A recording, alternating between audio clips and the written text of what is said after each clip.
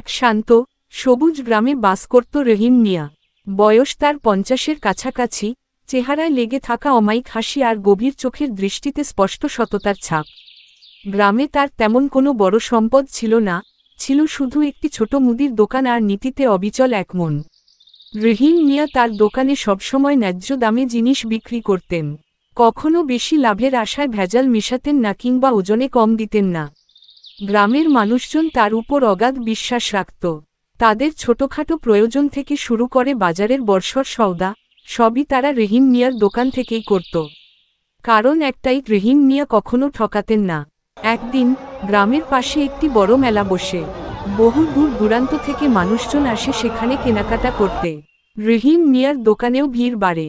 সেদিন একজন ধনী ব্যক্তি তার দোকান থেকে অনেক জিনিস কেনেন এবং তাড়াহুড়ো একটি 5,000 টাকার নোট ভুল করে রহিম মিয়ার কাছে ফেলে যান।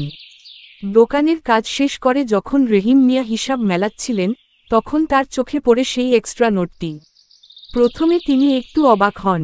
এতগুলো টাকা চাইলে তিনি অনায়াসে রেখে দিতে পারতেন, কেউ জানতেও পারত না।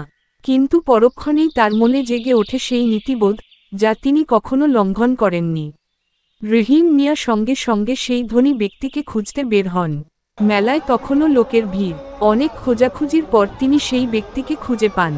হাঁপাতে হাঁপাতে তিনি লোকটির হাতে নোটটি ফেরত দেন। ধনী ব্যক্তিটি প্রথমে বিশ্বাস করতে পারেননি। তিনি অবাক হয়ে রহিম মিয়ার দিকে তাকিয়ে রইলেন। তারপর যখন বুঝতে পারলেন যে সত্যিই তার ভুল করে ফেলে যাওয়া টাকা ফেরত দেওয়া হয়েছে, তখন তার চোখে কৃতজ্ঞতার জল চিকচিক করে উঠল। লোকটি রহিম মিয়াকে পুরস্কার হিসেবে কিছু টাকা দিতে চাইলেন, কিন্তু রহিম মিয়া বিনীতভাবে তা প্রত্যাখ্যান করলেন। তিনি বললেন, এটা তো আমার কর্তব্য ছিল, অন্যের জিনিস নিজের কাছে রাখা অন্যায়। ধনী ব্যক্তিটি রহিম মিয়ার সততায় মুগ্ধ হলেন। তিনি শুধু ধন্যবাদ জানিয়েই ক্ষান্ত হলেন না, বরং গ্রামে ফিরে গিয়ে সকলের কাছে রহিম মিয়ার সততার গল্প বললেন। এরপর থেকে রহিম মিয়ার সম্মান আরও বেড়ে গেল।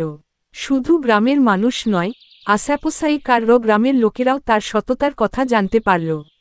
তার দোকানে বিক্রি আরও বাড়ল, তবে এবার শুধু জিনিসের জন্য নয়, মানুষের বিশ্বাসের জন্য। রহিম মিয়া ধনী হননি ঠিকই, তবে তিনি অর্জন করেছিলেন মানুষের ভালোবাসা আর সম্মান, যা যে কোনো ধন সম্পদের চেয়ে অনেক বেশি মূল্যবান। তার জীবন প্রমাণ করে যে সততার পথ কঠিন হলেও শেষ পর্যন্ত তা শান্তি আর সম্মানে পরিপূর্ণ হয়।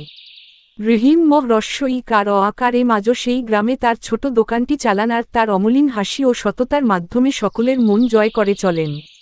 তার গল্প আজও গ্রামের মানুষের মুখে মুখে ফেরে, একজন সৎ মানুষের অমর কাহিনী হয়ে।